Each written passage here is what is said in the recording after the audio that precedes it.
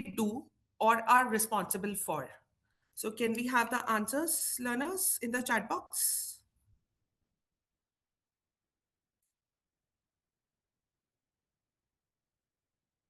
Guide the CEO, oversight, strategic planning. Okay.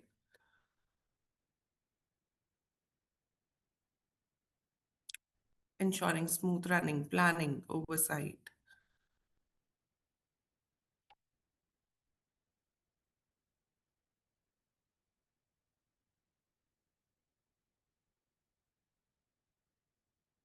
Okay.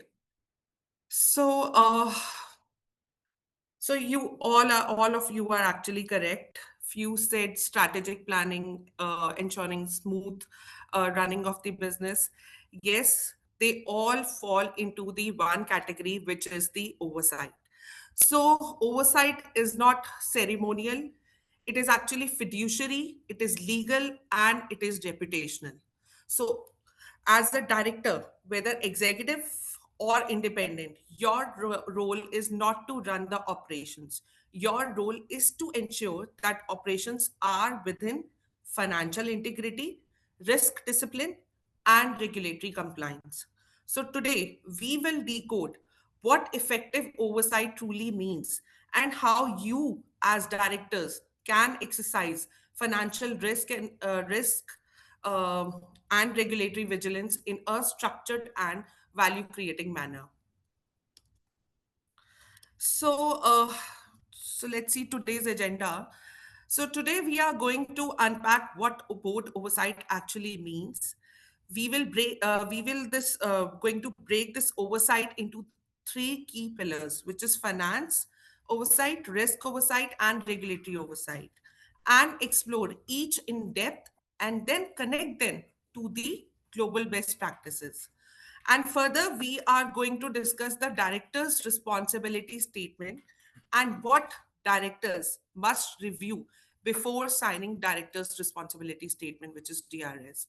And finally, we are going to examine the case study of oversight failure and reflect on lessons that every board can apply to strengthen governance in their organization.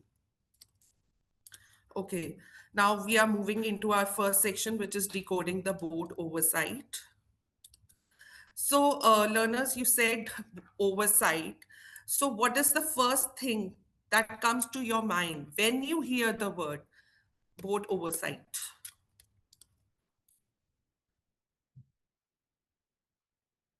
Risk. Okay. Financial oversight. We discussed this. Yes. Overseeing the leadership. Correct. Responsibility. All governance aspects the board needs to oversee. Correct. Governance. Future planning. Okay. Okay. So, yes, whatever the responses you have given, these are actually the single ideas. So, board oversight is broader and deeper than these of the single ideas. So, it's the continuous, structured way in which the board ensures that management is running the company ethically, legally, and in line with the long term interest of the shareholders and stakeholders. Now, let's discuss board oversight in detail. So, board oversight is a core element of board governance. It's the ongoing responsibility of the board to guide, monitor, and supervise management and operations with the clear purpose of ensuring that the company behaves ethically, complies with all relevant laws and regulations, and serves the best interest of its stakeholders over the long run. So, oversight means the board does three things: first, guiding, monitoring, and then supervising. So, what does guiding means? So, guiding means approving the strategy, defining direction, and setting the expectations. It is where the board ensures that the organization is clear about its long term objective, capital priorities, and ethical boundaries. It is not about drafting the strategy, but about ensuring that the strategy is sound, realistic, and aligned with the stakeholders' interest. Then we have monitoring. So, monitoring means reviewing the performances, financial results, internal controls, risk exposures, compliance status. So, it is actually the structured review process through which the board assess whether management is delivering on agreed objectives. So, monitoring requires attention to trends, deviations, and early warning indicators, and not just reviewing the headline numbers. And the third step is supervising. So it means that adequate systems, processes, governance mechanisms are in place. It is not supervising the employees directly. It is about supervising the framework within which management operates. Further, board oversight also means ensuring that system exists, not just the outcomes. We are not only concerned about whether profits increasing or not. We have to be concerned about whether the systems that generate those profits are sustainable, transparent, and compliant. Then, another important element of the oversight is being collective. Even if you're not from the finance background, you remain accountable for financial reporting. Even if you're not from legal background, regulatory compliance is still your responsibility. So oversight is a shared fiduciary duty and accountability which cannot be catalogued. And finally, oversight must be documented. Questions raised by you, clarifications sought by you, follow up actions taken by you. Um, all these form part of the board governance records. Okay, now let's see the significance oversight carries. So first is oversight keeps management answerable and the organization credible. Secondly, it also helps prevent crisis before they escalate. So guys, you must have noticed that many major corporate failures had early warning signs that were missed or ignored. So a vigilant board that examines trends, exceptions, and red flags can intervene before issues becomes the threats for the company. Third, we have oversight connects the governance to performance. Yes. So, good governance is not just about avoiding the trouble, it is about enabling better decisions on strategy, capital allocation, and risk taking, which ultimately drive sustainable performance and value creation over the time. Then we have a vigilant board enhances reputation and investor faith. And finally, we have oversight protects the company, directors, KMPs, legally, ethically, and reputationally. So, when we speak about the board oversight, we are not speaking about routine review. We are speaking about the mechanism through which the board safeguards the company's integrity, resilience, and legitimacy. So, practically, to manage the oversight, we need to discuss these three pillars: first, finance, risk, and then regulatory. Each pillar is distinctive in nature, but closely interconnected in the way that they support overall governance and performance. So, before we begin with the finance oversight, let me quickly understand the rule. So, how many of you are from a finance background?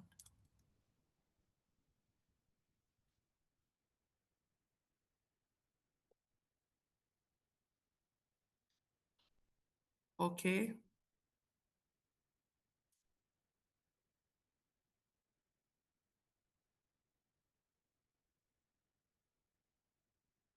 Okay, just two.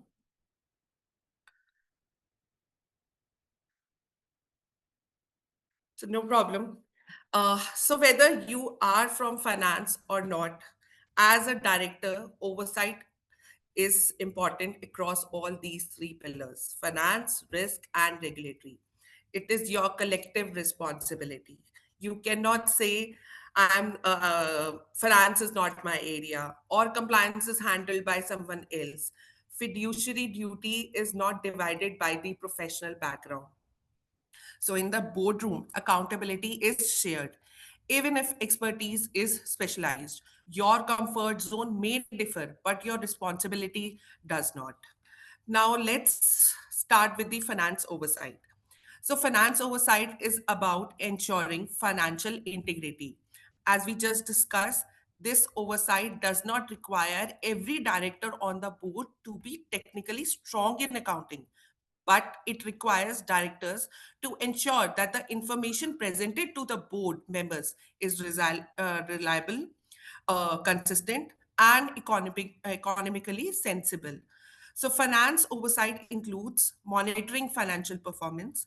This means the board does not just look at the headline numbers, it reviews the trends, compares projections with the actuals, and understands the driver behind the performance. Next, we have capital allocation. Boards play a critical role in approving significant investments, acquisitions, or borrowing decisions. And capital allocation decisions shape the long term value. So, oversight here ensures that investment decisions align with the strategy and the risk appetite. Next element is ensuring transparency and accuracy in financial reporting. Learners, you must be remembering that we discussed this in the last session also. The second pillar of the corporate governance, the transparency. So oversight actually ensures disclosures related to financial data are clear, assumptions are reasonable, and material changes are properly explained. In fact, internal controls are also the part of this framework, because strong numbers without strong controls create long-term vulnerability. Next, we have strengthening the investor confidence. So, when financial reporting is transparent and consistent, investor confidence improves automatically. Then we have risk oversight. So, risk oversight is about safeguarding the organizational resilience. Finance tells the board what has happened, but risk oversight prepares the board for what could happen next for the future. So, risk oversight requires the board to ensure that a structured risk management framework exists and the key risks are identified and updated. And then there is an alignment between the strategy and the risk appetite. So, risk oversight also ensures that early warning indicators and risk dashboards are actually meaningful and not just the generic one. Let's take one example of cybersecurity. So, a board does not need to understand technical architecture, but it must ensure that cyber risk is treated as a business risk with the clear incident response, escalation protocols, periodic testing, and independent assurance. So, risk oversight also covers crisis preparedness. So, mature boards ensure that business continuity planning exists, leadership roles during crisis are defined, and scenario planning is periodically conducted, because resilience is built before disruption and not during the disruption. Next, the finally we have this regulatory oversight, which is about upholding the legitimacy, accountability, and ethical conduct. Compliance may be executed by the management, but accountability, it cannot be delegated to the management. It will stay with the board. So, regulatory oversight requires the board to ensure adherence to applicable laws, disclosure requirements, governance codes, and ethical standards, and to ensure that compliance is not just treated as the routine checklist. For example, we can take an example of a related party transactions. So many governance failures begin with the poor transparency around these related party, conflict of interest, or transactions that may be technically permissible but appear unfair to the stakeholders. So strong regulatory oversight ensures that conflicts are disclosed, approvals follow proper processes, and disclosure standards are both met in both letter and spirit. So, regulatory oversight also includes ensuring that whistleblowing mechanisms, we discussed whistleblower mechanism in last session also, whistleblowing mechanism are credible, that investigations are independent wherever needed, and that the tone from the top supports ethical behavior. It also includes ensuring that board committees, policies, and governance processes function effectively, and that the organization avoids governance lapses that can escalate into the regulatory action or reputational damage. So, across these three pillars, one point connects everything.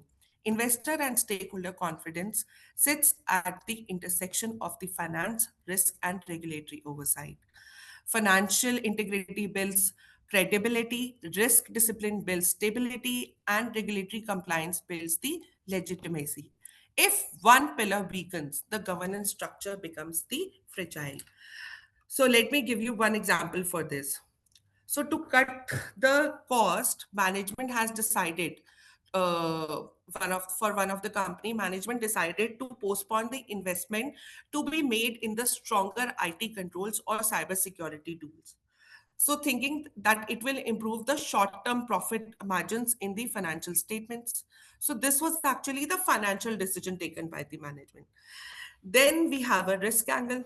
Because IT controls are weak, the company faces the higher chance of cyber attacks or data breaches. Multiple failed logins attempts go unnoticed, and sensitive financial or customer data may be compromised. So, this is clearly a risk issue: IT risk, operational risk, and reputational risk. And then comes the regulatory angle. If a breach occurs due to lack of strong IT controls or cybersecurity tools, regulators can investigate and penalize the company for non-compliance with the cybersecurity and other privacy laws. So, effective board does not treat these three pillars as a separate checklist. They integrate them into very strategic decision, ensuring that growth is responsible, risks are understood, and conduct remains lawful and ethical. So now, learners, let's have a quick exercise. These are few scenarios, few oversight scenarios, and you need to identify the correct oversight pillar, the primary pillar. So first is ensuring accuracy and transparency in financial statements. What do you think? Which oversight is this?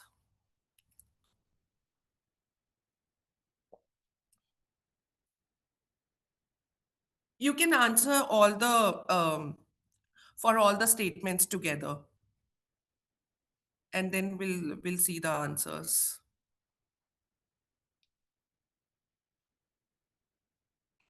For A, B, C, D, all this for all the statements, you can give answers together.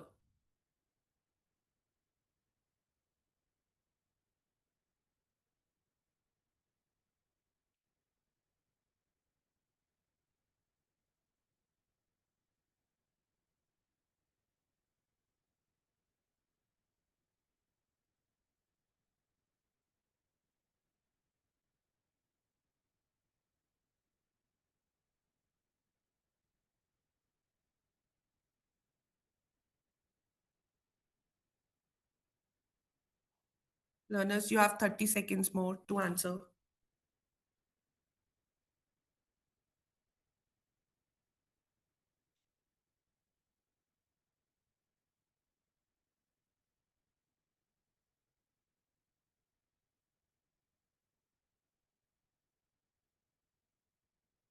Okay, Kirat, could you please show the answers?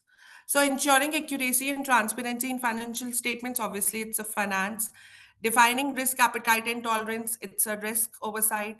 Preventing governance lapses and directors' liabilities, it's the regulatory one.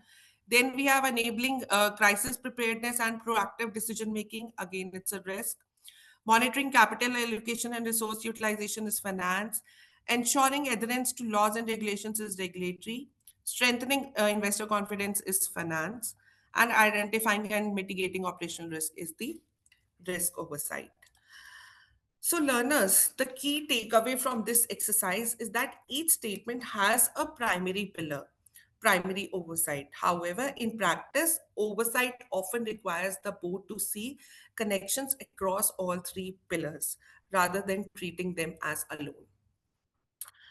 Okay, so here we formally entered into the finance oversight. Now let's discuss our first subtopic, which is the financial disclosures under the head finance oversight. Okay.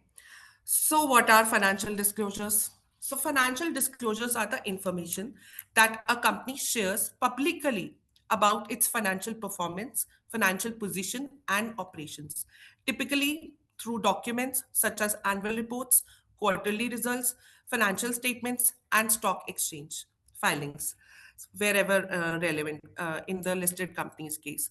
So this information is not just an integral internal management tool. It is a core mechanism for ensuring transparency and accountability, allowing investors, regulators, and the public to understand how the company is doing, evaluate its risk and prospects, and to make informed decisions like whether to invest, whether to lend or not, or whether to collaborate or not. So, next is why financial disclosures matter.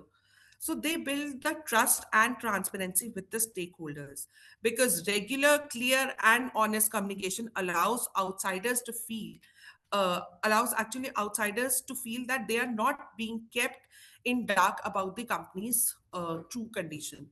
They also strengthen the accountability, ethical conduct, and regulatory compliance. Because when numbers and narratives are publicly visible, there is actually the less room to hide mismanagement or misconduct.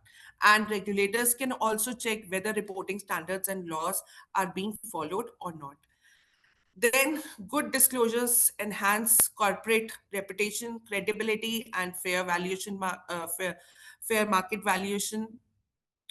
And then finally we have strong financial disclosures which helps identifying early financial risk such as deteriorating margins, rising receivables, or unusual one-off items, and reinforce good governance because they force internal processes, controls, judgments to stand up to external scrutiny routinely and not just in the crisis situations. Now, then comes what you, the board, should know and do in relation to the financial disclosures. The board must ensure the accuracy and integrity of the financial statements. Directors should also confirm compliances with the applicable laws, accounting standards, and internal controls, understanding at a high level how the financial reporting process works and where key controls lie, even if they are not involved in the daily bookkeeping themselves. So the board also needs to oversee audit processes and review key disclosures, which includes discussing with the auditors any significant audit findings, adjustments, or disagreements with the management, and ensuring that sensitive issues are fully and fairly disclosed in the financial statements. Okay, so moreover, directors should promote timely, transparent reporting and an ethical financial culture, sending a clear tone from the top that accuracy and honesty are valued more than the short term cosmetic gains in the reported numbers. And finally, the board must track audit findings, corrective actions, and evolving disclosure requirements, making sure that any weaknesses identified by internal or external auditors are addressed on time and the company stays up to date with the changing regulatory standards in all the jurisdictions where they are operating. So, learners, let's see few examples of globally recognized financial disclosures. Okay, so these are the key disclosures that are recognized globally. And to understand them better, let us organize them into the four meaningful buckets. So the first bucket can be the financial integrity. Can we trust the numbers? So this includes the annual financial statements, quarterly results, auditors report, and internal controls disclosures. So think of this as the foundation of the board oversight. Annual and quarterly results communicate the performance such as revenue, profitability, cash flows, and financial position of the company. But numbers by themselves are not sufficient. The auditor's report provides independent assurance that these numbers are fairly presented and compliant with the applicable accounting standards. Then we have internal control disclosures. They strengthen this foundation by confirming that the systems supporting the financial reporting are designed to prevent the fraud, error, or misstatement. So for directors, this bucket answers a fundamental question: is the financial information reliable enough to support informed decision making for the investors or regulators? Then we have second bucket, which is the strategic transparency. What is the story behind these numbers? So this includes the management discussion and analysis and risk and concerns disclosures. So financial statements largely reflect the past performance, but MD&A and risk disclosures, on the other hand, provide insight into the management's interpretation of performance and its outlook for the future. They explain why results change, what assumptions underpin such projections, and what uncertainties could affect future outcomes.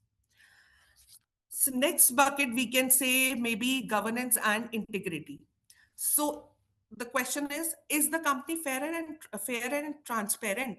So this includes the corporate governance report, related party disclosures, shareholding pattern. So these disclosures protect independence and fairness within the governance structure. They clarify who holds control, how decision making authority is distributed, and whether related party transactions are conducted at arm's length basis or not. So they also indicate whether the board composition aligns with the jurisdictional regulations.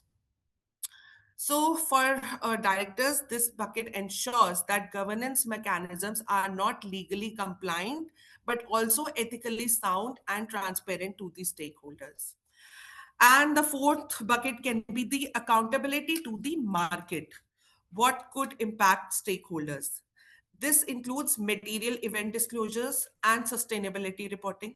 So, material event disclosures ensure that investors and stakeholders are informed of the significant developments in a timely manner, and sustainable reporting extend accountability beyond the financial performance, reflecting how responsibly the organization operates in environmental, social, and governance dimensions. So when we viewed this together, these four buckets together, it represents a comprehensive disclosure architecture that supports effective board oversight. So the real reflection is, as a director, are you just simply reviewing the disclosures as a part of a routine compliance, or are you actively assessing whether they reflect economic reality and governance integrity? So now let's shift from what boards review to what actually drives the reliability of the financial statements. Let's walk through the key drivers one by one. So first is the robust internal controls, the structural backbone of the financial integrity. So when we speak about these controls, we are essentially talking about the governance architecture that supports the financial reporting. Few examples of internal control are delegation of authority. We discussed this in the last session also. Then authorization protocols. So again, DOA ensures that financial decisions and disclosures are approved at the appropriate level with the clear defined limits. Then authorization protocols define workflows and periodic audits, which ensure that transactions follow a structured process and are independently reviewed. Then we have reliable use of reliable accounting software. This is the technological enabler of accuracy and consistency. In today's environment, using reliable accounting software is a governance necessity. AI, automation, integration, they reduces the human error and enhances the traceability, especially in multi-entity or multi-jurisdictional operations. Then integration with ERP and payroll system ensures smooth data flow and minimize reconciliation gaps. Then we have global coordination and central oversight, which is ensuring the consistency across jurisdictions where the company is operating.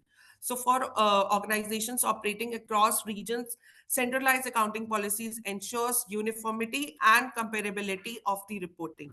However, local adoption remains necessary to comply with the jurisdiction-specific regulations. Then we have training and capacity building, strengthening the human element behind the reporting. So no system is actually stronger than the people operating it. Regular staff training ensures awareness of the regulatory updates and accounting changes. And the professional development and adherence to a code of conduct reinforce both competence and ethical responsibility. Then we have timely and accurate recording, maintaining the reporting discipline and audit readiness. Then we have continuous improvement, evolving governance with changing standards. So, process reviews and benchmarking against industry and global standards ensure that practices remain relevant and effective. So, learners, now let's assess your understanding on the financial oversight. So, these are few questions. You need to answer each question.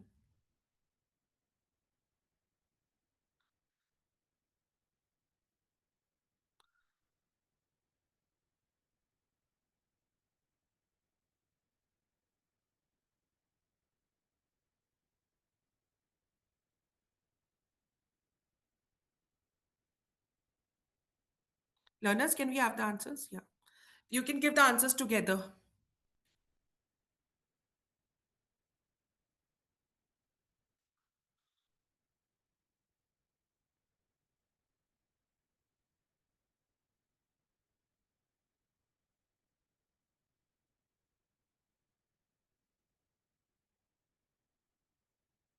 So, which of the following is a key responsibility of the board regarding the financial disclosures? These are actually very easy questions.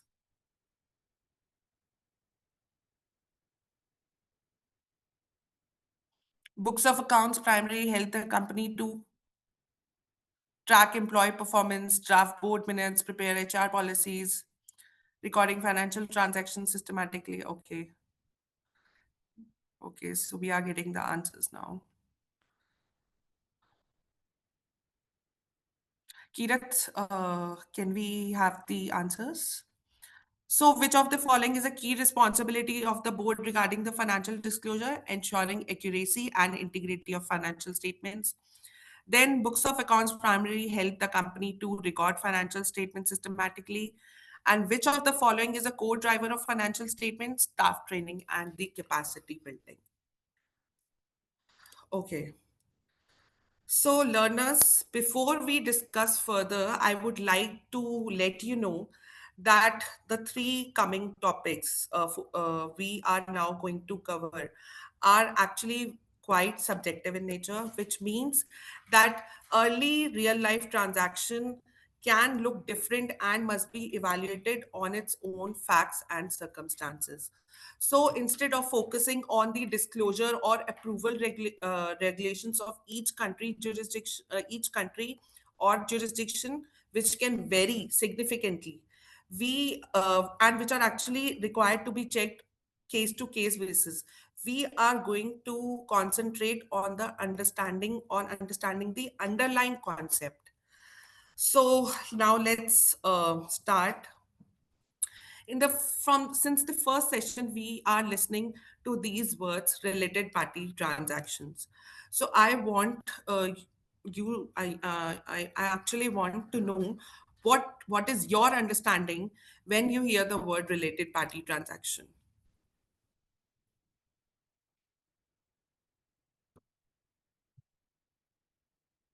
Anything which comes to your mind.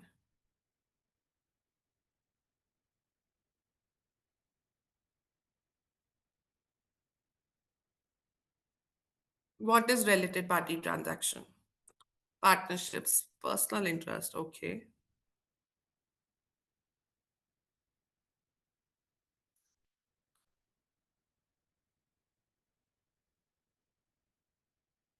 Conflict. Okay. Subsidiary companies between directors and personal interest.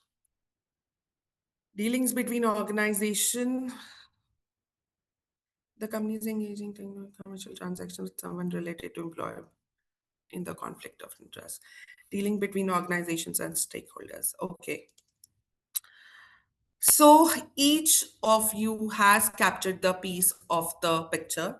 Now let's connect these pieces into the structured understanding. Okay.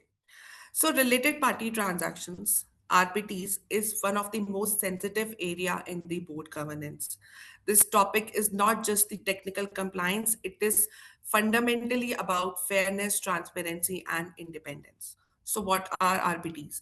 So RPTs are dealings between a company and persons or entities that have a pre-existing relationship with it.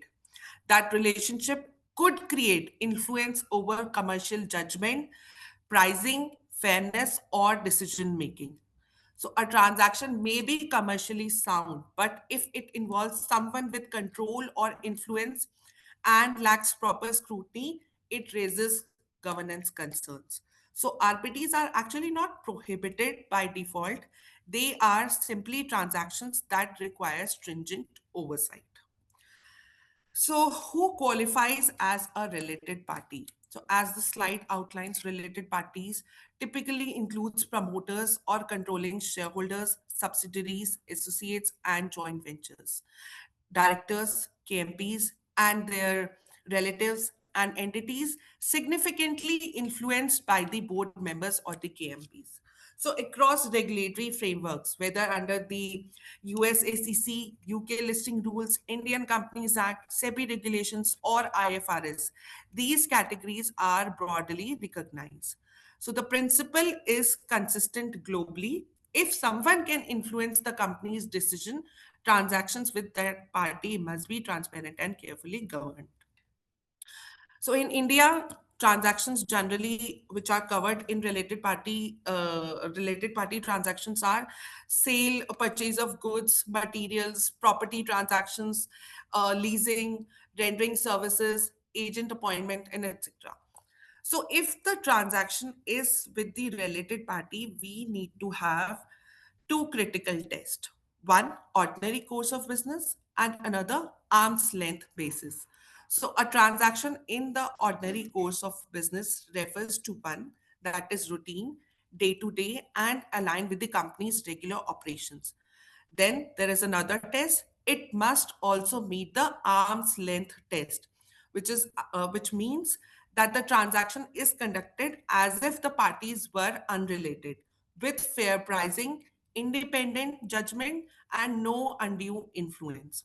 So, if the transaction becomes the RPT, we need to have these two tests. And if any test goes negative, then we need to take approvals from the audit committee or board or shareholder as per the threshold limit. And we need to disclose the same as per the jurisdiction regulations also. So, therefore, we have this regulatory framework for disclosures of RPTs, which demonstrates how seriously regulators treat these RPTs. In US, we have SEC, which requires disclosure of material related party transactions in the financial statements. Then in UK, we have significant RPTs may require shareholders' approval, and governance code emphasize on board independence when they are reviewing the RPTs. Then in India, under Companies Act and SEBI regulations, material RPTs require audit committee review, board approval, or in certain cases, we need shareholders' approval and stock exchange disclosure also. Then in IFRS actually mandates the disclosure of the relationships, the nature of the transaction, amount involved, and outstanding balances. So the global message is consistent. Transparency around RPTs is mandatory and not the optional one.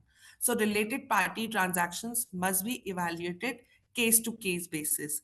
The nature of the transaction, its materiality, whether it is in the ordinary course of business or not, whether it is on the arm's length basis or not. So we need to analyze all these factors first, and then we need to go to our relevant jurisdiction regulation whe- uh, uh, to determine whether actually the approval is required at the audit committee level or at the board level or maybe sometimes at the shareholders level. Now, let's understand your role. Board's role in RPT governance. The board must ensure RPT occur on an arm's length basis. The material transactions are approved and reviewed through a proper governance channels.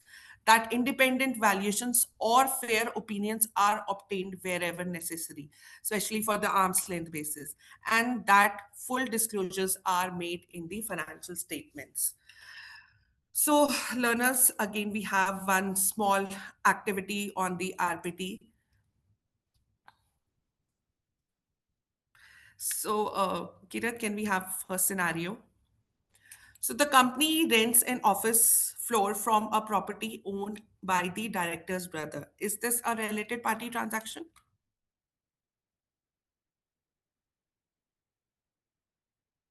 Learner, can we have the answer? Yes. Okay. What can be the reason?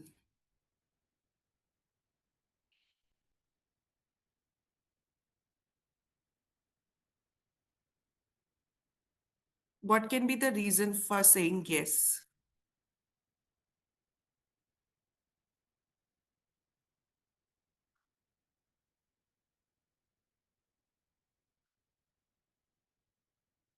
Not conformity to arm's length. They are related. Related. Okay. Kirat, can we have the answer? Answer is actually yes. This is the related party transaction because the relative of the director is the related party. However, we need to check further, like arm's length basis. Then the next scenario is the company sells its standard products to its regular customers every month. Is this an ordinary course of business?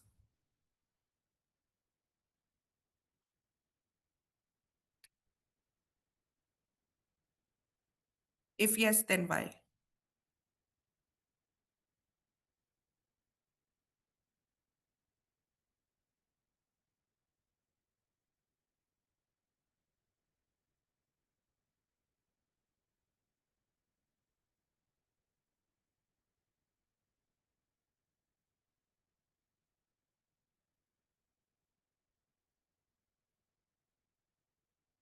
Reasons. Okay. Kirat, can we have the answer? Yes, but this is an ordinary course of business, and the reason is it is a routine day to day and part of the normal business activity, not necessarily an RPT, unless the customer is a related party. Next is a company buys raw material from its subsidiary at the same price offered to independent vendors. Is it on the arm's length basis?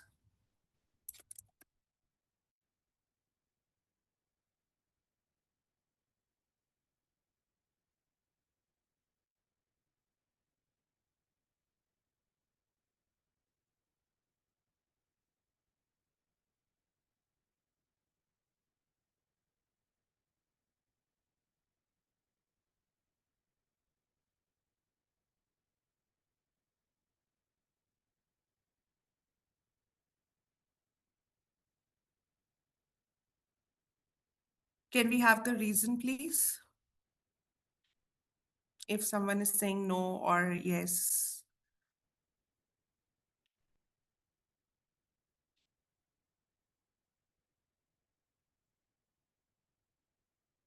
the price is at the market value. Okay.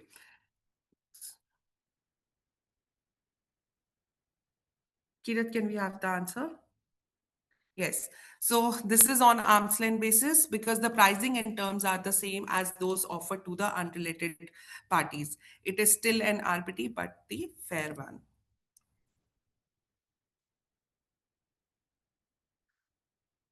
Okay. So now we'll go to loans and investments.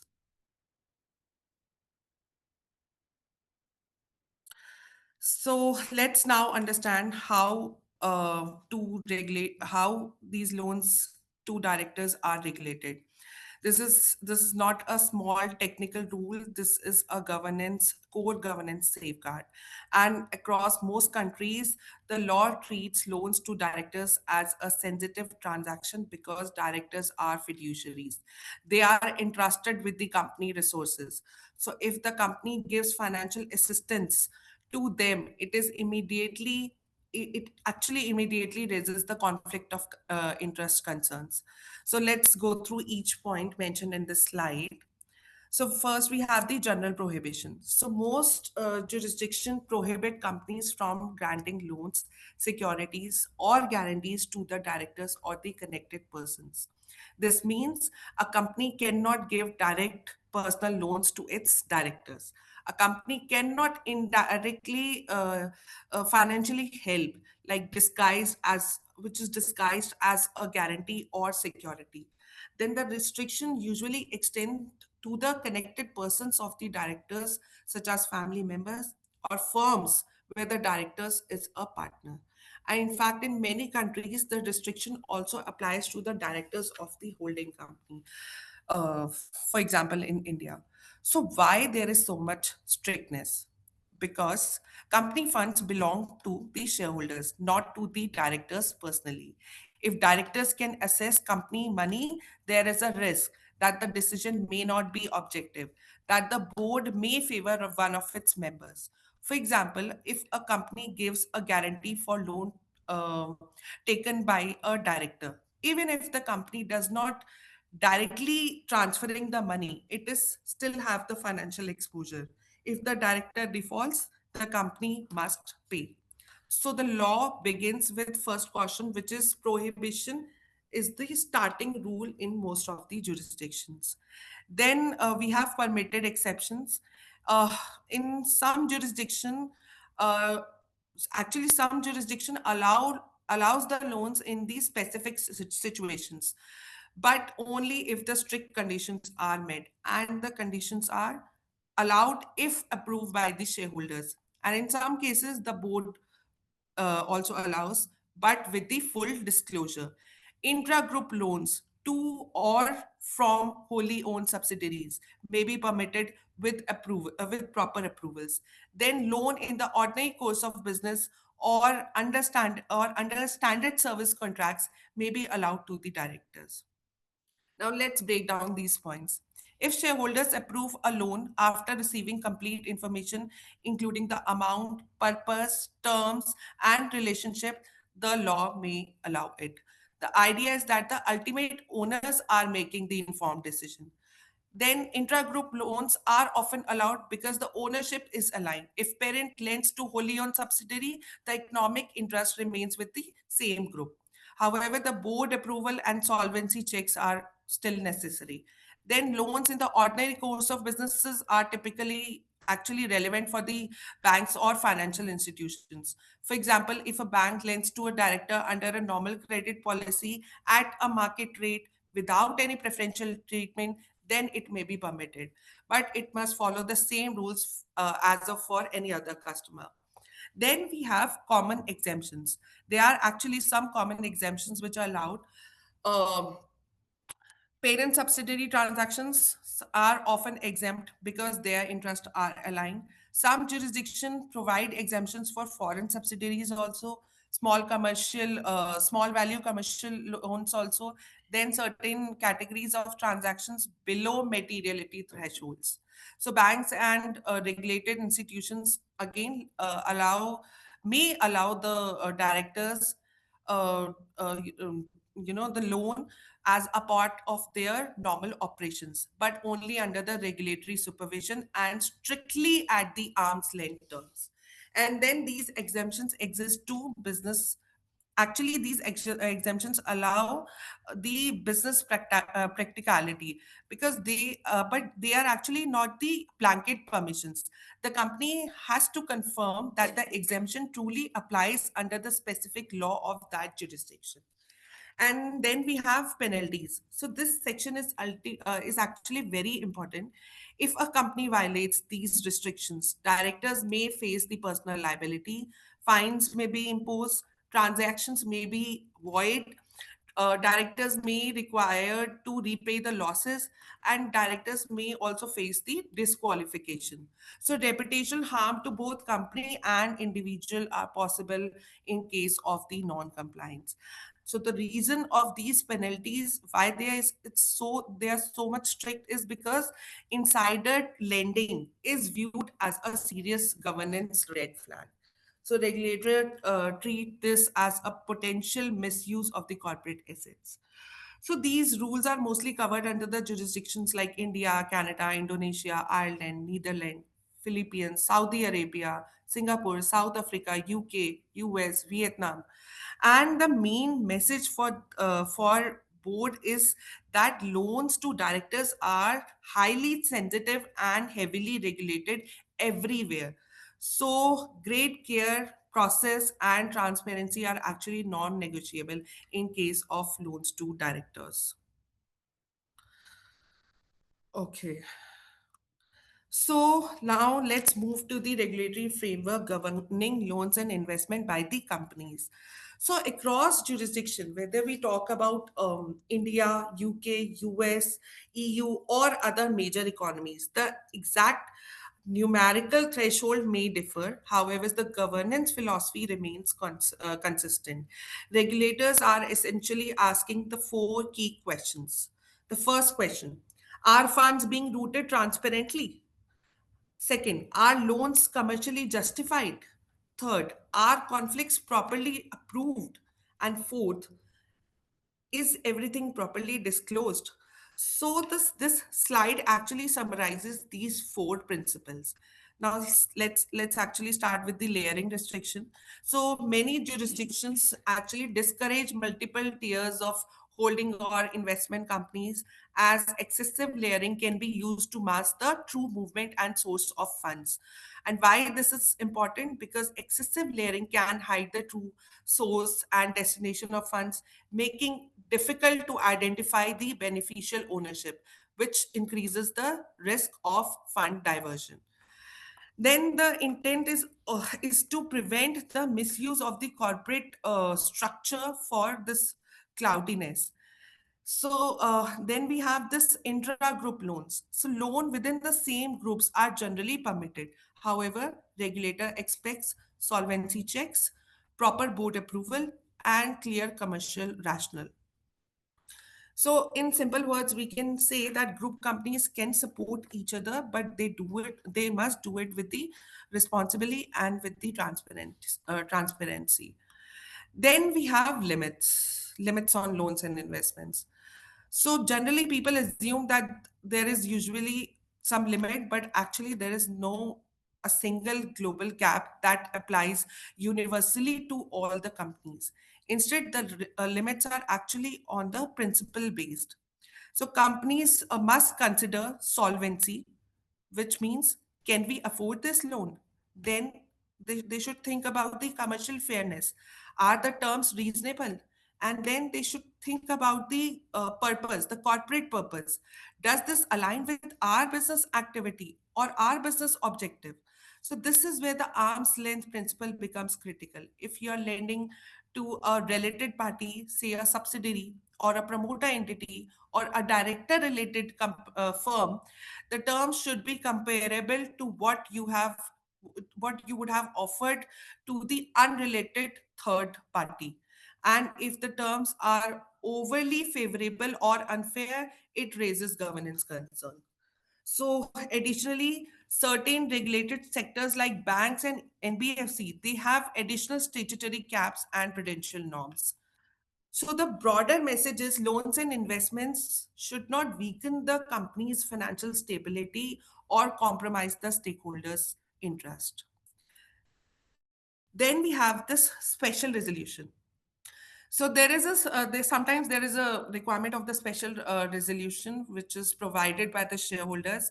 Some transactions are considered very sensitive, especially when directors are involved, KMPs, or major other related parties are involved, or financial assistance situations are there. So in such cases, board approvals alone may not be sufficient. So shareholders may need to approve the transaction, which is often called the special resolution. And why? Why it is required? Because these transactions may involve potential conflict of interest. So shareholders' oversight becomes important in these types of cases. So shareholders' approval must be based on full disclosure of the terms are provided to the shareholders, purpose of the transaction is provided, identify of the beneficiaries is provided in the approval, and then we have the financial impact is also provided to the shareholders. So this is going to ensure the transparency, and it will protect the minority shareholders, creditors, etc. So this pillar is about the conflict management and enhance accountability. And then we have disclosures. Disclosures is actually one of the most powerful governance tools, like loans, guarantees, investments, especially to the related parties, must be disclosed in the financial statements, notes to accounts, which is the part of the balance sheet, and then in the public filings also in case of the listed companies. This is going to ensure that investors understand the company's exposure, creditors assess the financial risk, regulators monitor the compliance. So beyond external disclosure, internal documentation is also important. Board minutes. The board minutes should clearly record solvency assessment, fairness evaluation, rationale for the approval, or any dissent if there is from any of the director. So this document demonstrates that directors have exercised the due care and fiduciary responsibility. So disclosure is not just about the compliance, it is about demonstrating responsible governance. So learners, all these four pillars, layering, limits, special approval, and disclosure, they all serve one objective, that is protecting the corporate funds from misuse while enabling the legitimate business growth. Regulation does not aim to stop the companies from lending or investing. It aims to ensure that these decisions are financially sound, transparent, conflict free, and properly documented. This is the essence of the governance in the loans and the investments. Now we will shift to the audit committee, which is a central governance body for the financial oversight. But before we discuss about this audit committee in detail, I would like to ask one question from you all, which is, what do you think this committee is responsible for?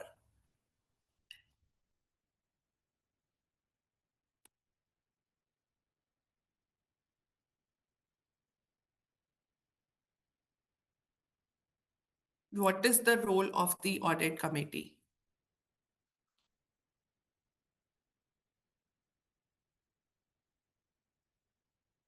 Auditing process, okay. Ensuring that the compliances are met, for ensuring compliances, accountability of fraud taken, auditing financial records, financial risk controls, and providing oversight on financial statements, correct? You all have touched on the key aspects, which is the financial reporting, internal controls, auditor oversight, risk, and compliance. Now let's discuss the audit committee in detail. Okay.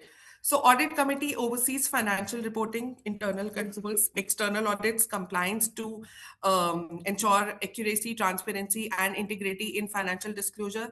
This definition is important because it clarifies the committee's role is the oversight and not the preparation. Management prepares the financial statements. Auditors independently examine them, but the audit committee supervises the entire ecosystem to ensure that the reporting reflects economic substance and not merely accounting form. Now let's check the importance of the audit committee. Yes, it is going.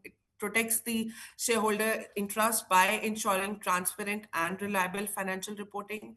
Then we have the risk management. The audit committee plays a critical oversight role in risk governance. Then we have regulatory compliance. Across jurisdictions, regulators have embedded audit committee into their corporate laws. In US, Sarbanes-Oxley strengthened the internal control oversight. In India, Companies Act, SEBI LODR define the composition and powers of the audit committee. So this shows that the financial oversight is not the optional, it is legally mandated. Then again, it will increase the investor confidence.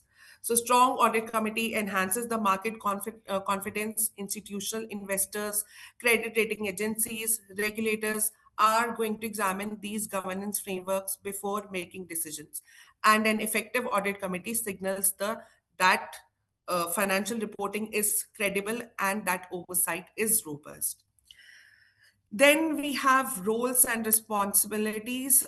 So the role is audit committee reviews financial statements for accuracy, monitors internal financial controls, oversee independent external audits, ensures compliance with the standards and laws, addresses the risk of the misstatements or fraud, then promotes the ethical financial practices.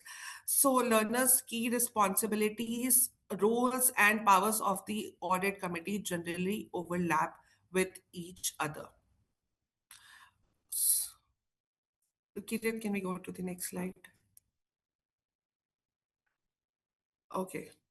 So then, in this slide, we have covered how different jurisdictions formally define and govern the audit committee, but how similar the underlying expectations are. For example, in India, Companies Act and SEBI LODR outlines compositions, boards, powers, and responsibilities of audit committee. The committee has the authority to investigate matters, seek information, review financial and control framework.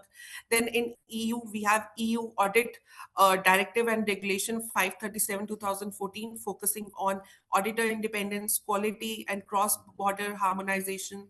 Then in Singapore, we have Companies Act and SGX listing rules, which emphasizes on the internal accounting controls, auditor independence, and RPT review. But what is the key insight behind these regulations is while the legal terminology can differ, the substance of the governance expectations remains globally aligned. Okay, we just discussed about the roles and responsibilities. Learners, could you please tell one or two of the powers of the audit committee?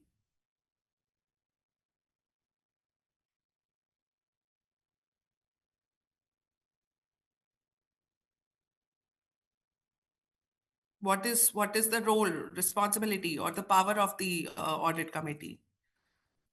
Approving auditors and fees, correct.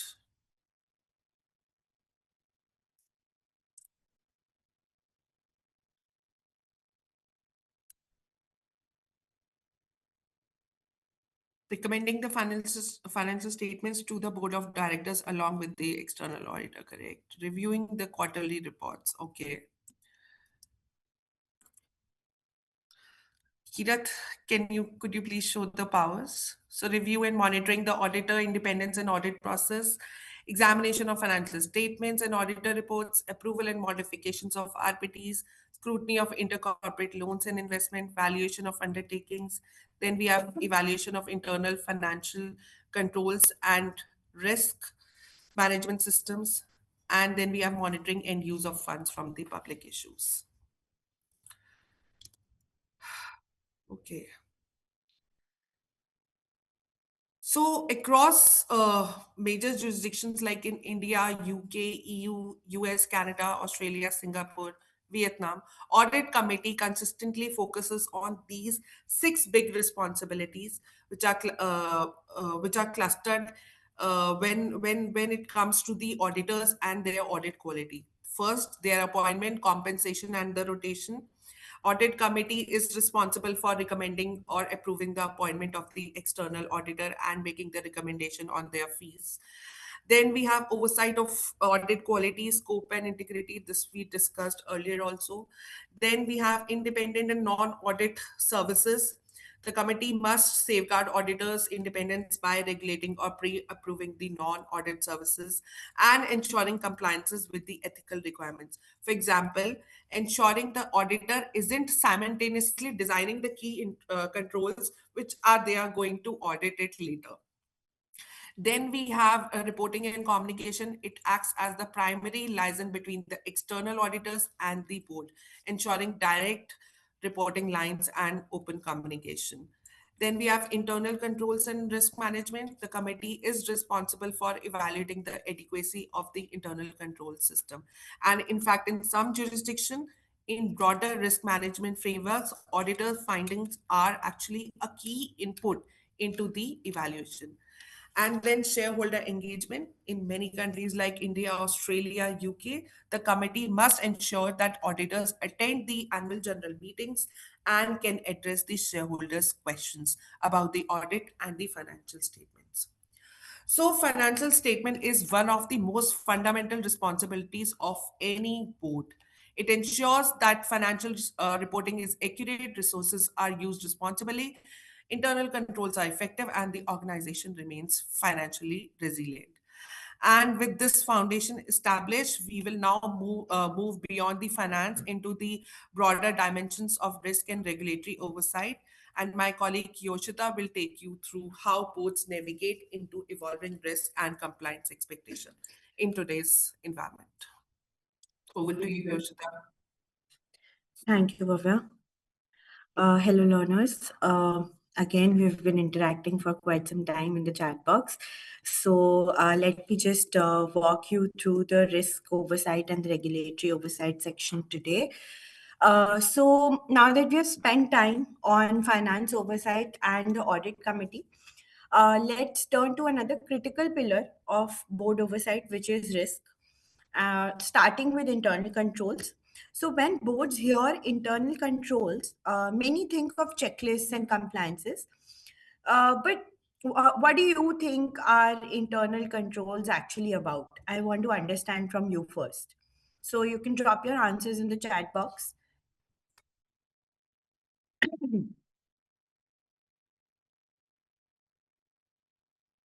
So, as a board member, say if you hear the words internal controls, what do you think? You can please drop your answers in the chat box here.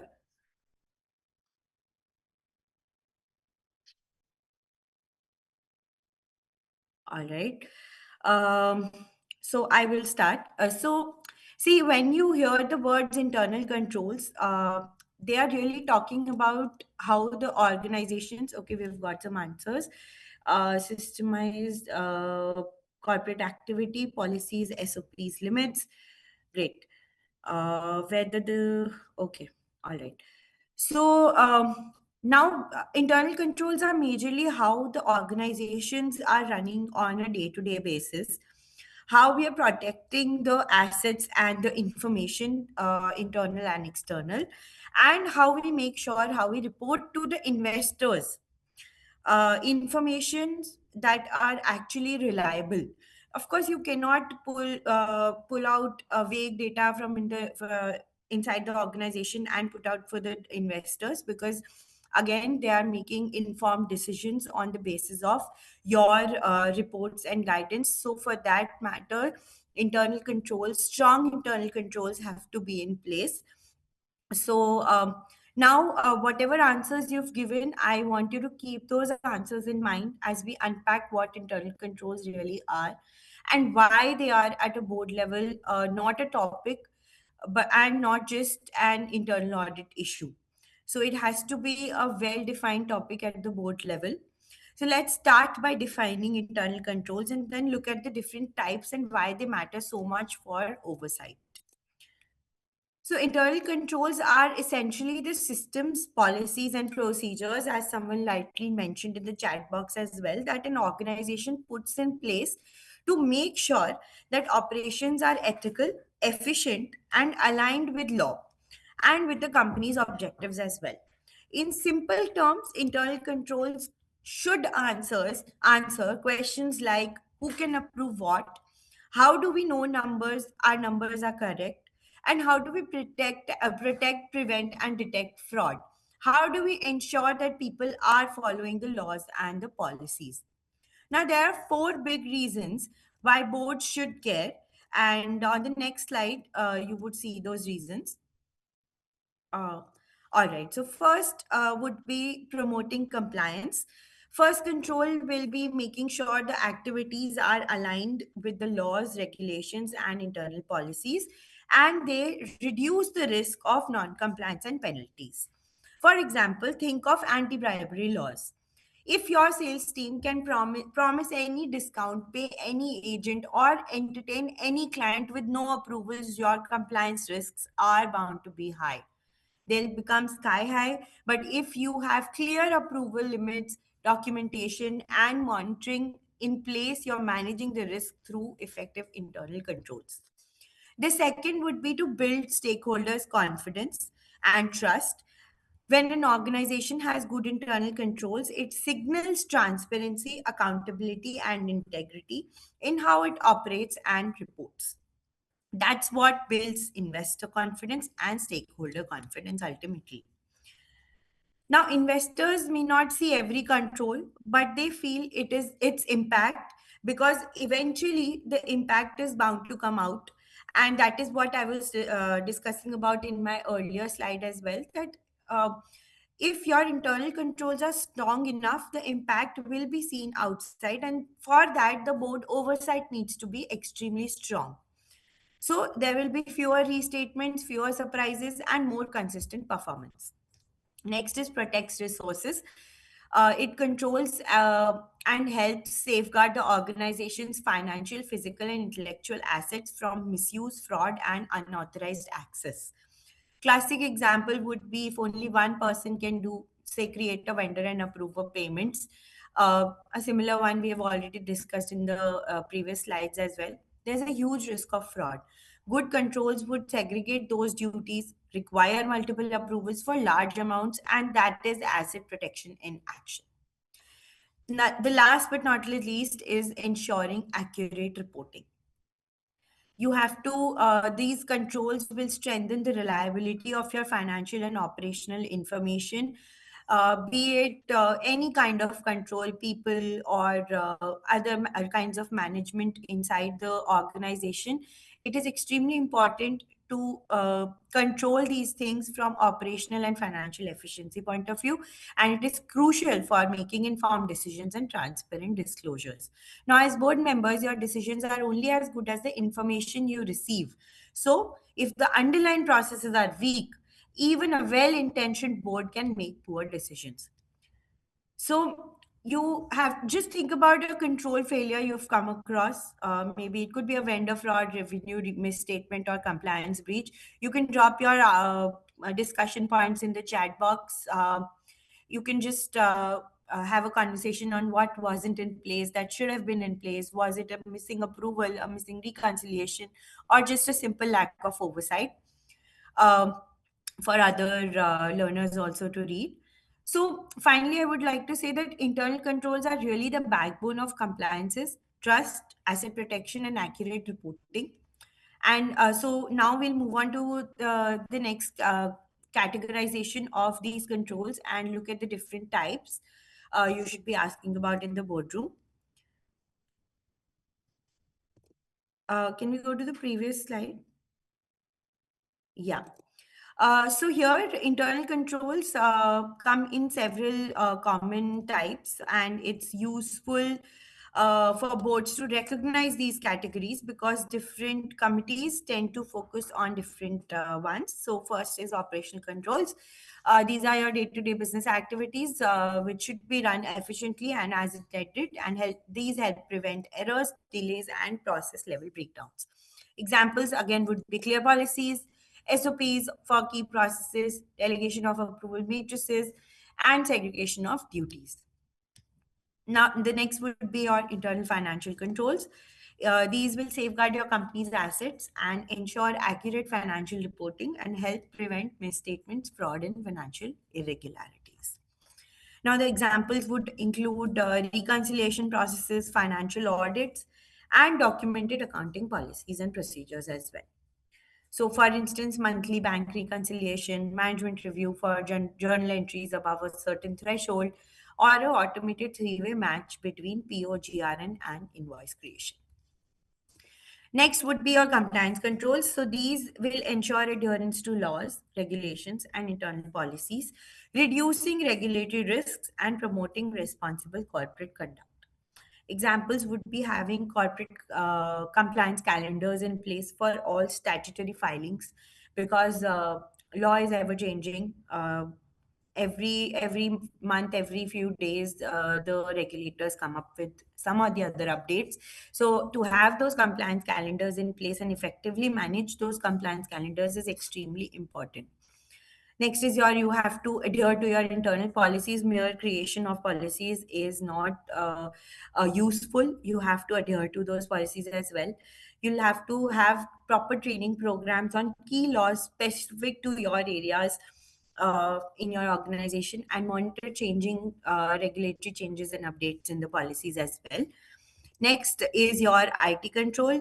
These will protect your systems, data, and technology infrastructure and ensure secure access, reliable operations, and prevention of cyber risks. Extremely important. Without IT controls, nothing will function in the organization. It is extremely important to have proper firewalls, data backup procedures, cybersecurity protocols, and system monitoring tools in place.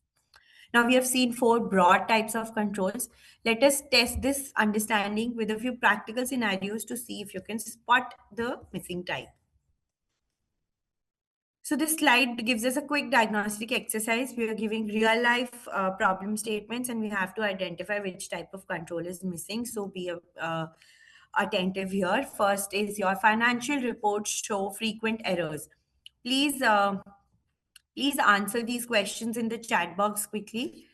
Uh, the first is your financial reports show frequent errors. What kind of control is missing in this case?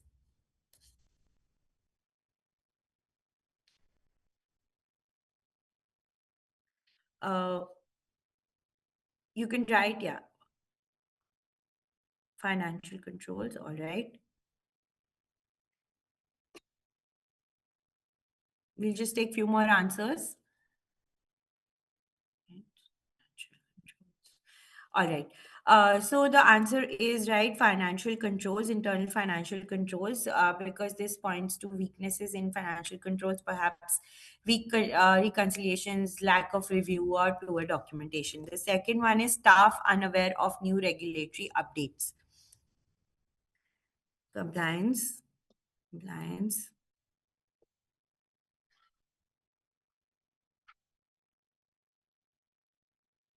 Most of you have given the correct answer. It is the compliance control. That's maybe the organization doesn't have a proper structured way to monitor regulatory changes or to train their staff periodically. It is extremely important that your staff is trained uh, periodically, because without that, you will not be able to manage the internal compliances or the external ones. Next is your daily operations breakdown during peak workload. Correct. There is operational control. Maybe there's no capacity planning or unclear roles during peak times. Next is employees are not following the company's code of conduct.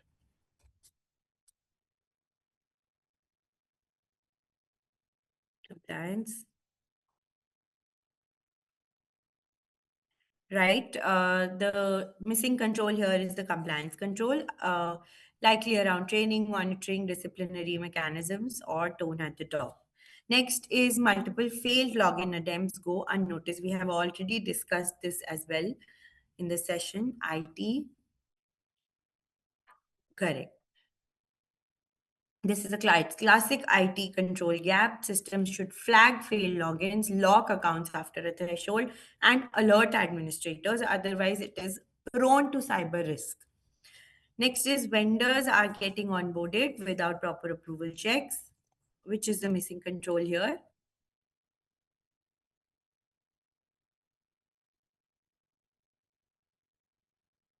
We'll have few more answers, yeah. All right, it is operational control. because your procurement processes need to be defined, approval workflows, due diligence, maybe maker checker controls as well. All right, so you can see how diagnosing issues through the control types lens makes it easier for the board to ask the right questions. Next, we'll zoom in on a particularly important subset for boards, internal financial controls, and how they help prevent fraud.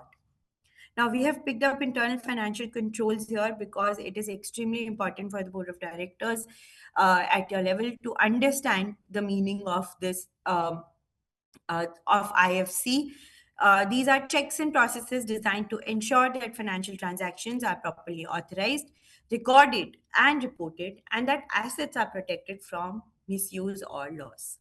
Now, as directors, this is where your oversight is front and center because IFC directly supports reliable financial statements, fraud prevention and detection, and compliance with financial reporting requirements. Now, I would think of IFC as the financial nervous system of the organization. And the examples, say, would include periodic inventory checks, fixed asset verification, regular bank and ledger reconciliation, and many other depending on your requirements of the organization. Now, say, consider again the same example, continuing the same example. Consider a company where the same person can be creator of the vendors, approver of the invoices, and executor of the payments. Now, that's a classic textbook IFC failure. Good IFC would separate those roles, require secondary approvals above a threshold, and log every change in the master data. Without that, fraud can go undetected for years. Now, as a board member, what's one question that you could ask your management to gauge the strength of IFC? I want you to keep those questions in mind or type those questions in the chat box for the learners to see, so that as we go forward, you get answers to those questions.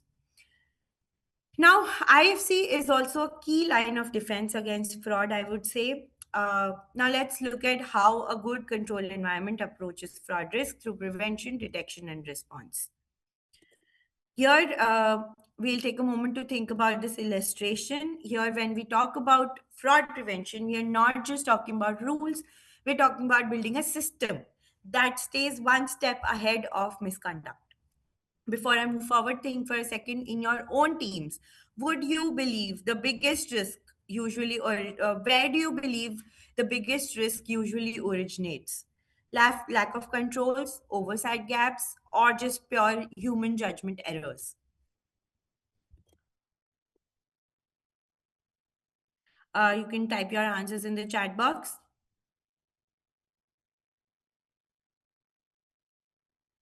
Human judgment, sometimes all three, oversight gaps and lack of controls.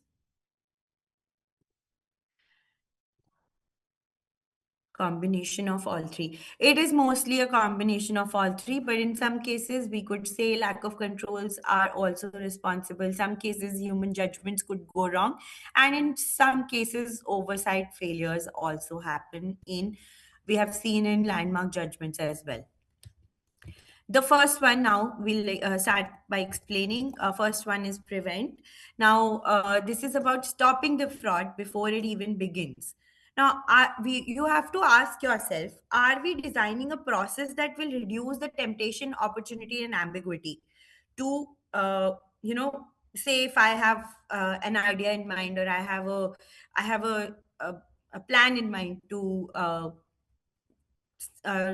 maybe enter into a transaction that will end up being a fraud. And so in that case, I want to think from that lens before designing a policy or a proper IFC control scenario, so that I can prevent that fraud at the initial stage itself.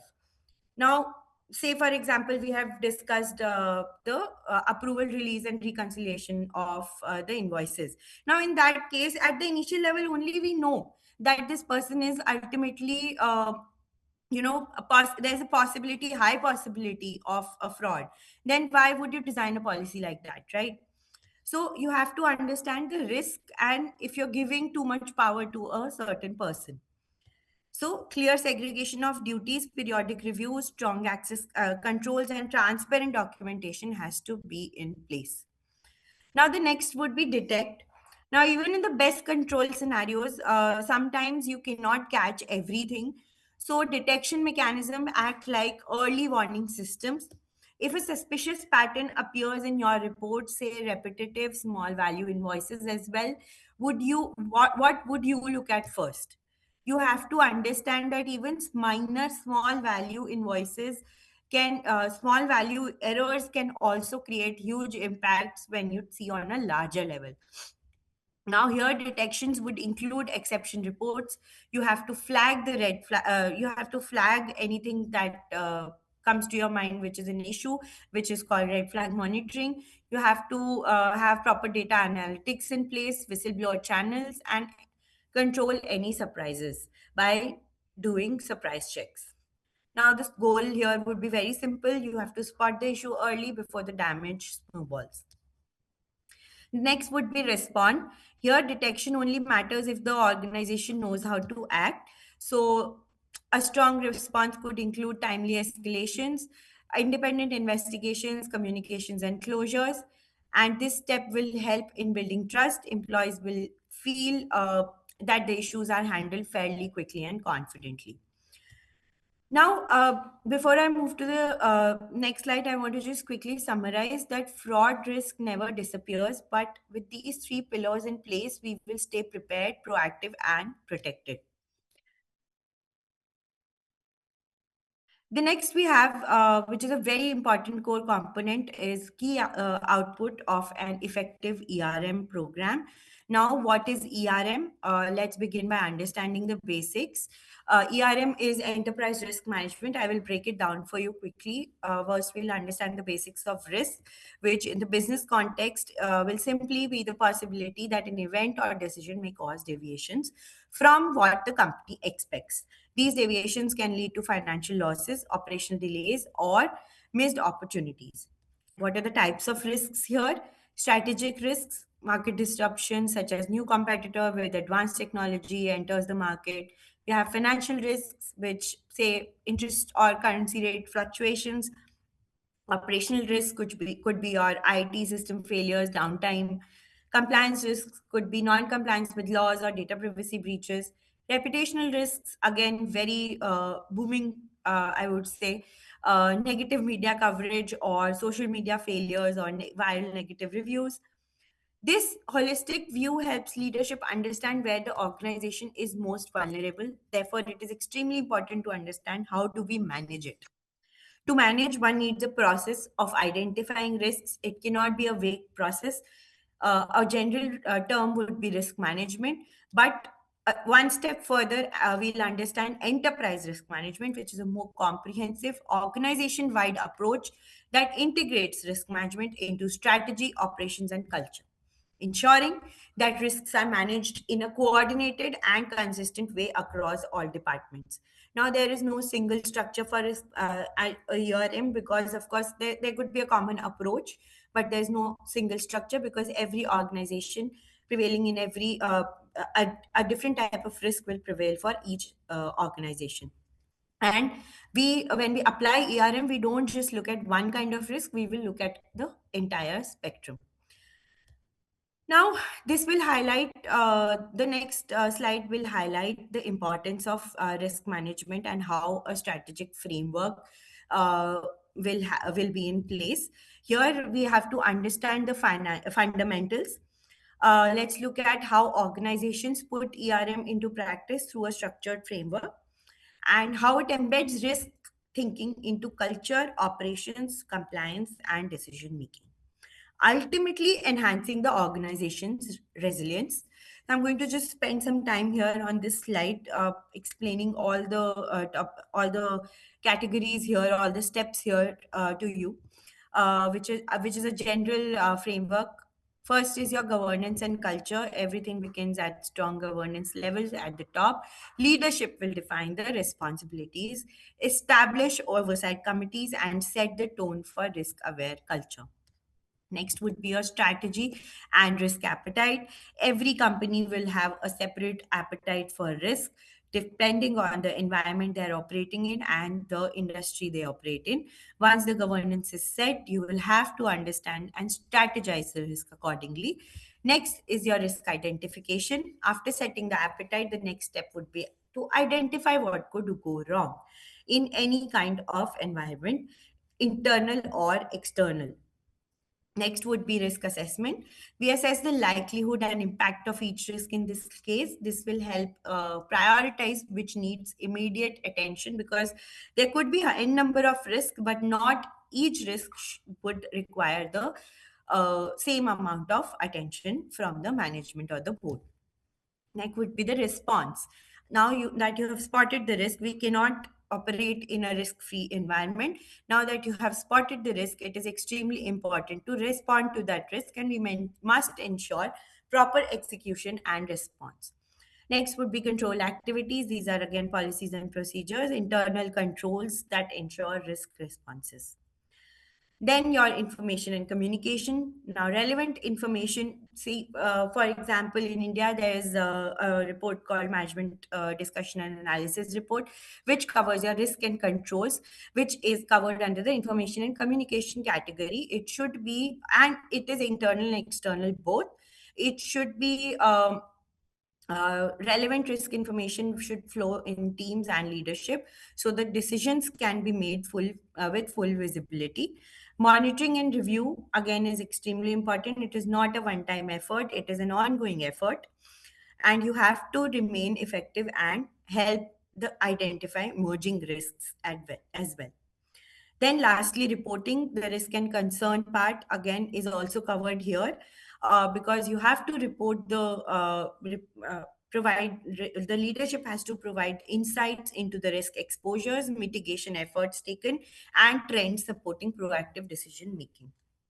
Now that completes our walkthrough of the ERM framework. Together, these steps will help the organizations in ensuring um, resilience, a well governed, and a risk aware culture. As a result of having this framework, an organization will achieve what? Now we'll see that in the next slide. So, here, before we dive deeper, when you think of risk management, do you associate it more with preventing losses or enabling growth? So, just drop in a word, protection or creation. Preventing losses could be prevent protection, enabling growth could be creation. What do you associate risk with?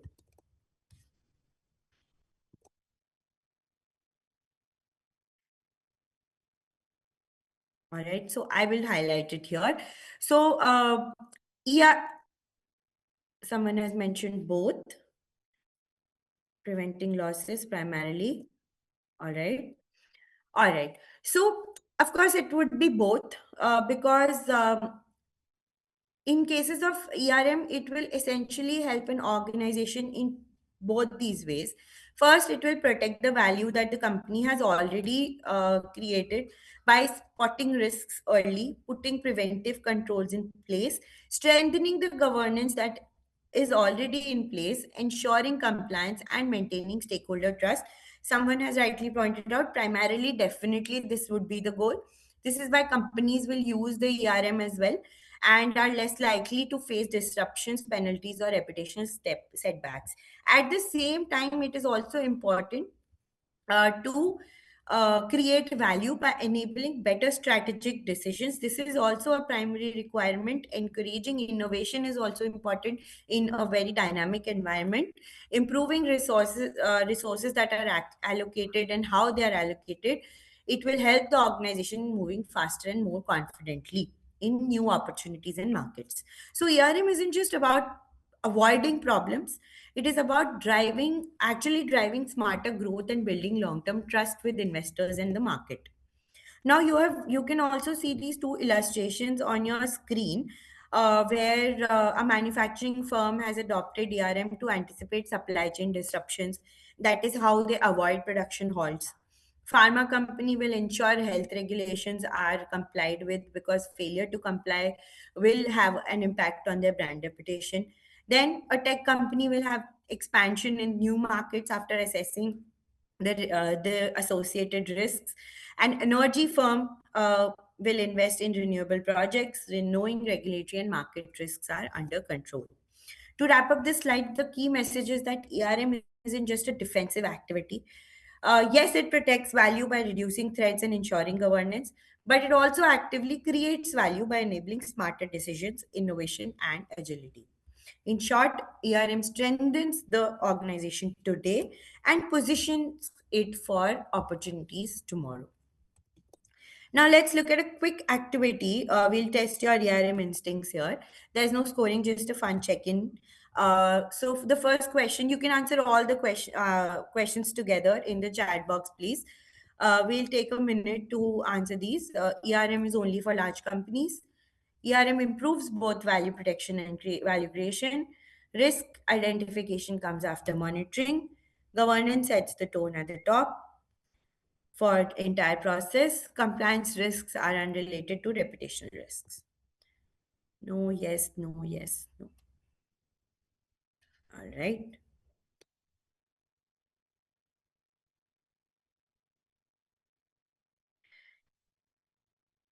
No, yes, yes. All right. Can we have the answers, please? All right. So first is no. ERM is applicable to organization of all sizes. Second is yes, it protects both, as we already discussed. Then the third is risk identification comes after monitoring. No, it is an early step. You have to first identify. Then um, the next step, the next is governance sets the tone at the top. Yes, of course, definitely. This is the first step. Next is compliance risks are unrelated to reputational risk. No, they are very often lead to reputational damage. Great. Thank you so much for participating. Now, that we have explored how organizations are managing risks. Um Now let us understand. Let us shift our focus to a larger environment, the regulatory framework. Now, every organization functions within a web of laws, guidelines, and oversight mechanisms that define what is permissible, what is mandatory, and what is prohibited. Now, as board members and leaders, our role isn't just to comply, but to understand, anticipate, and oversee how these regulations impact strategy, operations, and risks. So, in the next section, we will look at the regulatory landscape, who regulates, what they regulate, and how this oversight shapes governance and decision making. Now, on this slide, you see three major global frameworks that shape how organizations strengthen governance, internal controls, and risk management. First is the COSO framework.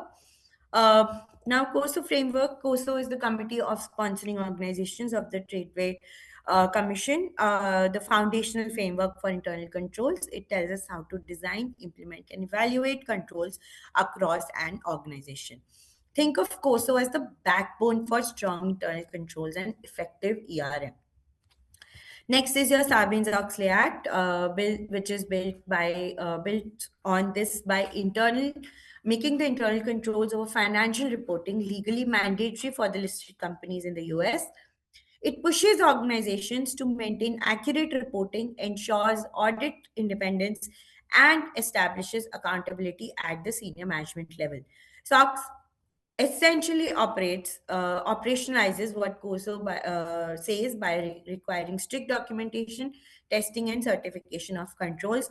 While in many jurisdictions different laws may prevail, there are many organizations, many countries who are trying to match the expectations of Sarbanes-Oxley Act. Finally, we have ISO 31000, which takes a broader view focusing on ERM. It provides principles and guidelines for identifying, analyzing, evaluating, monitoring, and communicating the risks across organizations. Unlike COSO, which is control specific, ISO 31000 is a holistic risk management framework.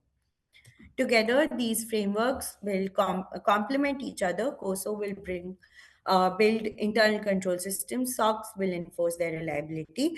ISO 31000 will integrate risk management into strategic decision making. And all three will contribute to a robust internal control and ERM environment. Now I'll walk you through each one by one. Now, first is the COSO framework. There are 17 principles, around five components. It is globally recognized because internal controls directly are with the organization's objectives and risk management. This linking is extremely important. First, I will just quickly explain broadly the five pillars, components here. Controlled environment, which will set the tone at the top. Again, repetitively, we are placing the tone at the top and the leadership effectiveness at the primary level, which is the foundation of any effective internal control and ERM culture.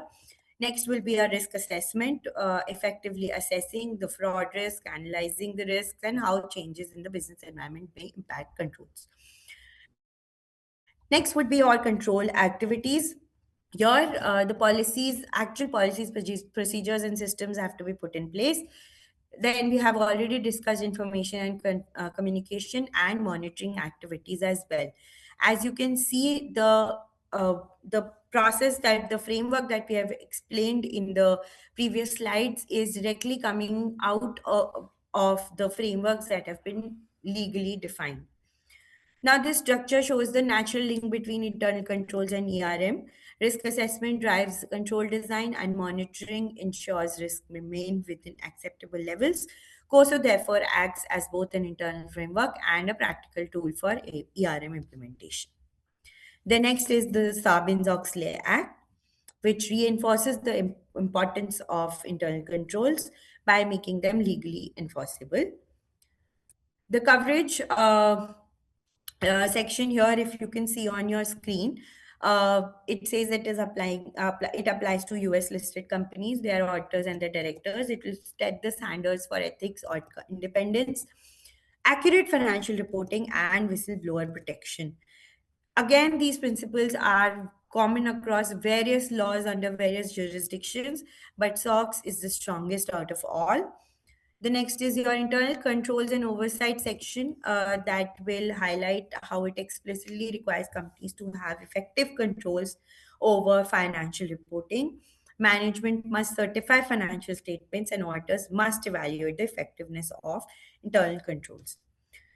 The next section is regulatory and risk oversight, how SOX aligns with ERM by strengthening board oversight, preventing controls, conflict of interest, and penalizing fraud and or obstruction. These mechanisms ensure organizations proactively manage risks that could impact financial integrity. The next is the essence of the act, which we want to highlight, that it builds on the culture of control, discipline, and accountability, supporting both ERM and internal control, ultimately ensuring risk management and controls that are not optional but embedded in the organization's governance.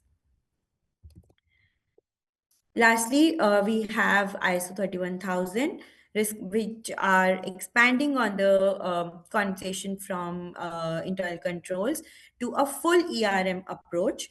The principles shown here, such as continual improvement, integration, structured and comprehensive processes, inclusivity, and use of best available information, represent how organizations should manage risks holistically. It supports risk based decision making, strategic planning, and operational excellence, with having a proactive approach on dealing with risks clearly. The importance of this is that it enhances stakeholder confidence and promotes proactive risk management, moving organizations from reactive controls to forward looking risk anticipation.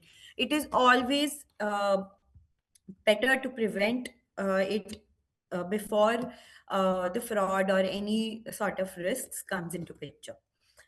So it also highlights, it is see, ISO 31000 is specifically relevant for industries such as financial services, healthcare, government bodies, and consulting firms. So while COSO helps organizations design controls to respond to risk, ISO provides the overarching philosophy and process for identifying and evaluating those risks. Together, they strengthen the maturity of PRM, ensuring risks are managed strategically, operationally, and ethically. So now that we have covered how internal controls and risk management strengthen the organization's governance foundation, let's shift to how these responsibilities are formally articulated. So let me begin with a short story many directors can relate to, and in the future, when all of you become directors, you will be able to relate to. Now, imagine it is a late evening. It is late evening. The annual report is in your inbox, and tomorrow morning you are scheduled to sign the director's responsibility statement or a similar statement based on the jurisdiction that you are in. Now you skim through the financials, the internal control summary, the management notes, and there's a moment where you pause and ask yourself, do I truly have enough visibility to sign this with confidence? Now, this moment of reflection is exactly what DRS is designed to trigger. It is not just a declaration, it is a leadership affirmation that says we, the board, have actively understood, reviewed, and taken responsibility for what we are putting out to the market. This statement is not written anywhere. It is a conscious call that you have to take before signing the DRS or any similar statement. Now, today we will walk through what that responsibility looks like, not just in theory but in reality, through examples and situations that mirror the decisions you take every day. So, how many of you have ever asked for additional information before signing the annual report, or felt you should have?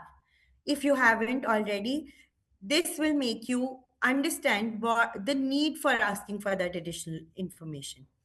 Now, this will introduce the importance and intent of DRS, a commitment made by directors that they have exercised informed oversight over signing off on disclosures.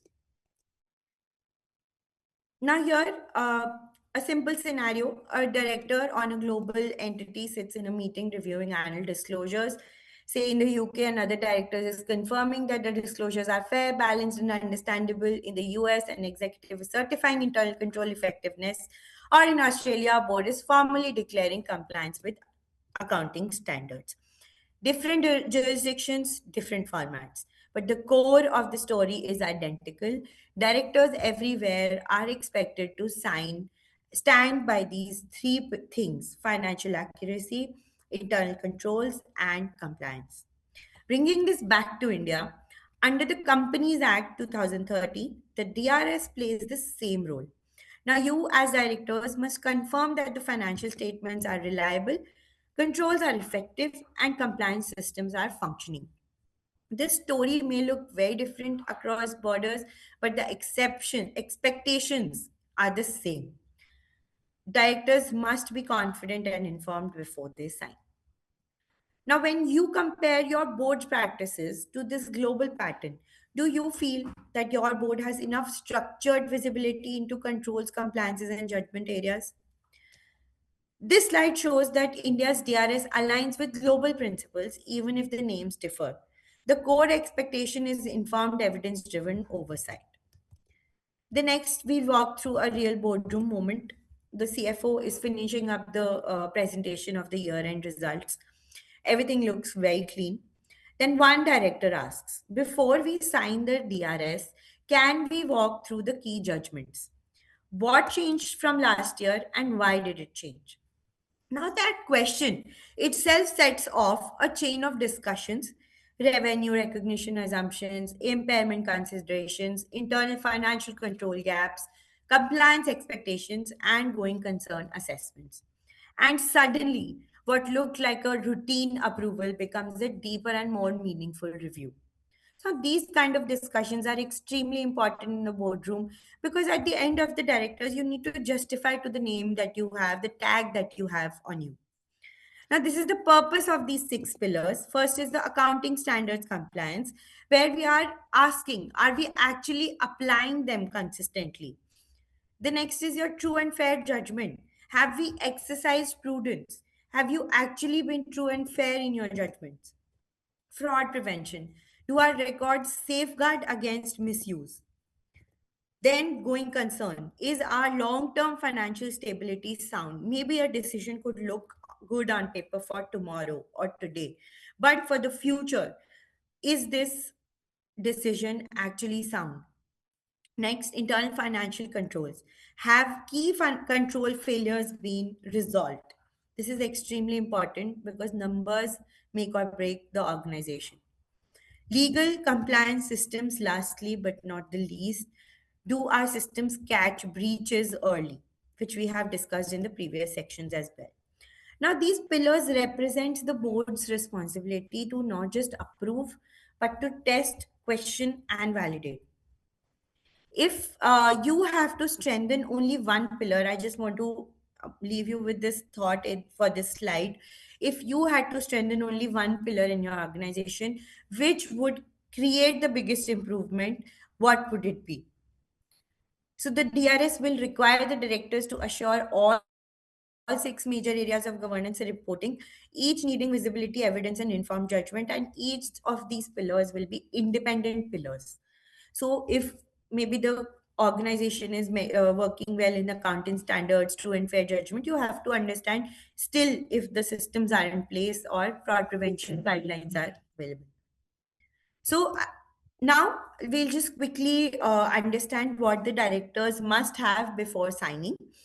A director is about to sign DRS, for example, just a typical, imagine a typical year-end board meeting where a director is about to sign the DRS, but before doing so, they ask, can I see the internal audit summary and the status of control remediation? I also want exception laws, whistleblower updates, and the minutes showing how we discussed key judgments. Now, this is the exactly the right instinct that the director needs to have. They just don't need to blindly sign the DRS that has been presented in front of them. They need to have evidence, and that evidence will prove to be your backing in the future, because there are many regulations, many jurisdictions which have hefty penalties on such if you rely, and tomorrow you will not be able to say that the management said that, the management asked us to sign it. So before signing, you should have proper policies in place, board minutes, audit committees minutes showing controls, gaps, and remediation, proper reports, independent confirmations from banks, physical verification results, compliance certificates, legal opinions, going concern assessments, and evidence trails signed off at the management and committee level. Again, extremely very important. These are not just documents, they are your protection, your assurance, and your ability to sign with confidence. In your experience, which of these items, I want to understand, is the hardest to obtain, or the one that the directors often wish they had more details on? You can drop your answers in the chat box. So, on this slide, I would just like to say that the directors must rely on evidence. We'll show you through these best industry practices how the board improved its overall structure and oversight in terms of risk and other parameters that we have discussed in this presentation. Here, first is an investment management company where a board wanted to improve the quality of its disclosures. They introduced a lot of audit checks where risks, compliance, financials, internal audit teams jointly reviewed the reports weeks before the board meeting. And the result was a cleaner disclosure, fewer last minute surprises, and far stronger director comfort.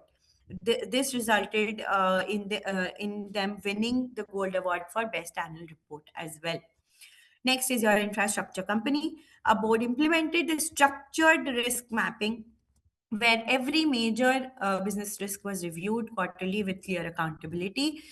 And they also made cybersecurity a standing agenda, no longer buried under operational updates. And the outcome, they were the winner of the Golden Peacock Award for Excellence in Corporate Governance 2025. And they showed that good governance is a rhythm that is built over time with structured review cycles, timely insights, consistent reporting, and active board engagement.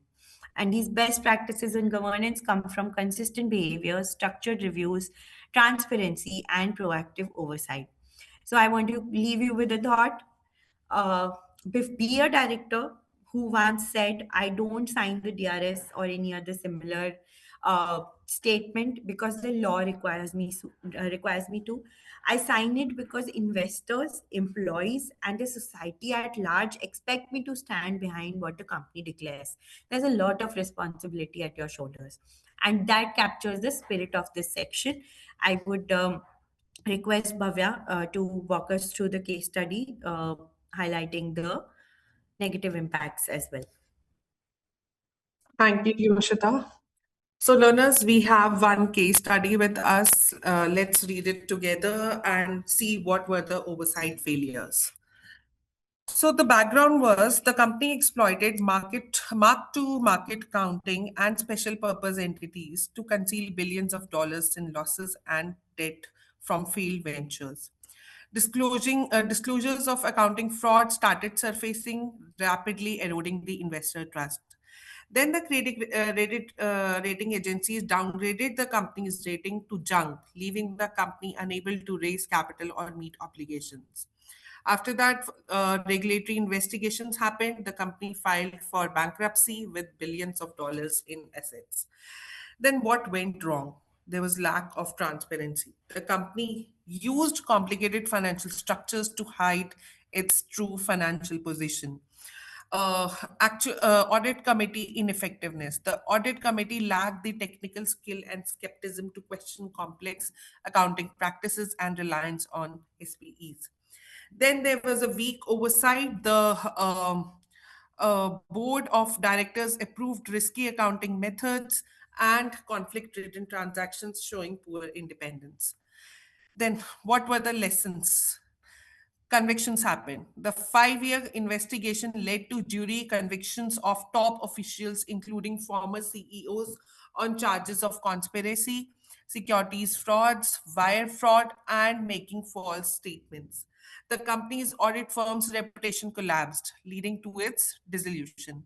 And the company also collapsed, putting thousands of employees out of the work and costing investors billions in losses. So the case revealed weak internal controls and corporate governance regulations, leading to the reforms such as the US Sarbanes-Oxley Act 2002. Now, based on this case study, we will have multi-choice questions. Kirat, can we go to the questions, please? So, what do you think? Who suffered from major losses due to the company's collapse? Learners, you can answer these questions together. Second one, what was one major cause of the company's collapse?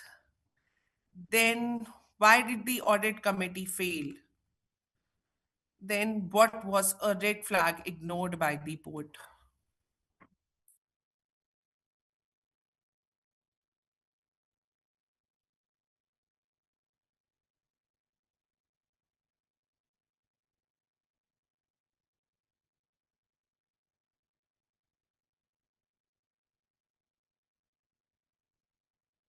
Okay, Kirat, can we have the answers, please? So the correct answer is investors suffered from the losses. All the weak financial oversight was there, weak regulatory oversight, and weak internal controls were there for companies collapse. Then audit committee failed because of all these reasons, and red flag was risky accounting practices. So that's all for the learners today, and we will see you on 19th. I hope you enjoyed the session. Thank you so much. Thank you.